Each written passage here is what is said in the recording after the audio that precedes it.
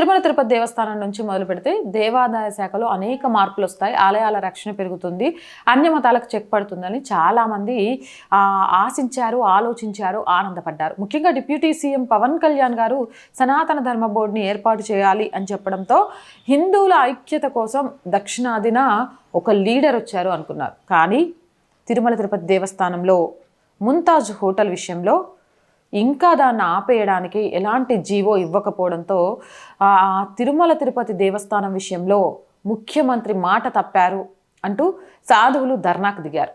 తిరుమలలో సాధువులు ధర్నా చేశారు. ఏపీ సాధు పరిషత్ అధ్యక్షుడు శ్రీనివాసానంద స్వామి ఆధ్వర్యంలో పలు రాష్ట్రాలకు చెందిన సాధువులు, బీసేవై పార్టీ అధ్యక్షుడు రామచంద్ర యాదవ్, ఆలయ అనుచరులు శ్రీవారి ఆలయం ముందు బైఠాయించి నిరసన వ్యక్తం చేశారు. దీంతో అప్రమత్తమైన పోలీసులు, టీటీడీ విజిలెన్స్ అధికారులు వారిని బలవంతంగా వాహనాల్లో ఎక్కించి అక్కడి నుంచి తరలించాల్సి వచ్చింది. ఈ క్రమంలో శ్రీవారి ఆలయం ముందు దాదాపు 20 నిమిషాల పాటు గందరగోళ పరిస్థితి నెలకొంది.